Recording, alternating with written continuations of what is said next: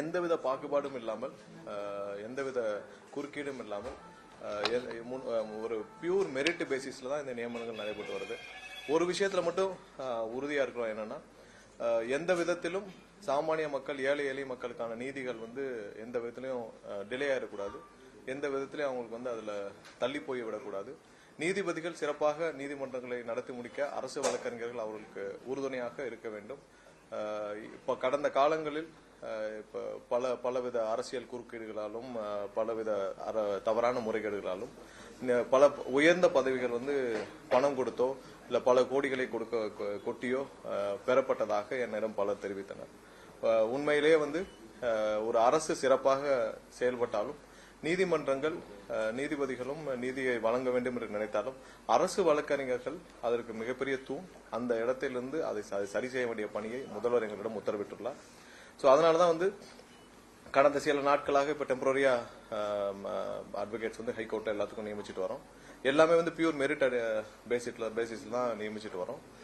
எனக்கு பல முன்னாள் நீதிபதிகள் எல்லாம் அழைத்து 40 வருடங்களுக்கு அப்புறம் இது போன்ற ஒரு மெரிட் பேசிஸ்ல நியமிக்கப்படுவதை பார்க்கும்பொழுது ரொம்ப சந்தோஷமா இருக்குன்னு சொல்லியிருந்தாங்க.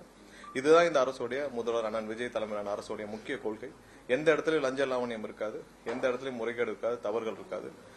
கண்டிப்பாக நீதிமன்றங்கள் சிறப்பாக செயல்பட, நீதிபதிகள் சிறப்பாக நீதிகளை வழங்க அவர்களுக்கு முழு அளவிலான ஒரு அரசு வழக்கறிஞர்கள் ஒத்துழைப்போடு செயல்பட்டு நீதிமன்றங்களுக்கு மிகப்பெரிய தூணாக விளங்க வர காலங்களில் இன்னும் 1 மாதங்கள் இருக்கு.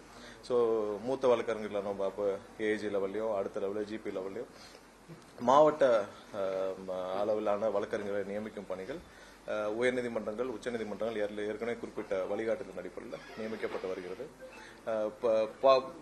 பல காலங்களாக பல கோடிகள் கொடுக்கப்பட்டதுன்னு சொல்றாங்க. இனிமேல் அந்த மாதிரிலாம் நடக்காது. அந்த மாதிரி எந்த குறுக்கீடும் இருக்காது. ரொம்ப பியூர் மெரிட் பேசிஸ்ல திரும்பவும் ஏன் இதை அழுத்தி சொல்றோம்னா, இதுக்கு முன்னால் நடந்த வழிகாட்டு எப்படி நியமிக்கப்பட்டார்கள் என்பதை நாங்கள் கேள்விப்படும் பொழுது ரொம்ப வருத்தமா இருக்குது. அந்த அப்ரோச்ல பலர் எங்களிடம் அப்ரோச் பண்ணப்பையும் நாங்க ரொம்ப தெளிவாக சொல்லிவிட்டோம். எந்த இடத்திலும் லஞ்ச லாவணியம் இருக்காது. 100% மெரிட் அடிப்படையில் தான் இருக்கும். பல 100 கோடிகளை கொட்டி இதுக்கு முன்னாடி வந்த நியமிப்புகள் அனைத்தும் கேட்கும் பொழுதே வருத்தமாக இருக்கிறது. இதெல்லாம் இனிமேல் நீதிமன்றங்கள் நடக்காது. கண்டிப்பாக எப்படி முதல்வர் சொல்லியிருக்காரோ, இந்த மாதிரி பெண்கள் சம்பந்தமான குற்றங்களுக்கு விரைவாக நீதி வழங்கப்பட வேண்டும் என்று பல விஷயங்கள் குறிப்பிட்டுள்ளாரோ, கண்டிப்பாக அது போன்று சாமானிய மக்கள், ஏழை எளிய மக்கள் அந்த நீதிமன்றத்துக்கு வெளியே காத்து கிடக்கும் பல லட்சக்கணக்கான மக்களுக்கான நீதிகள் உடனடியாக வழங்கப்பட வேண்டும் என்பது முதல்வருடைய முதல் கொள்கை.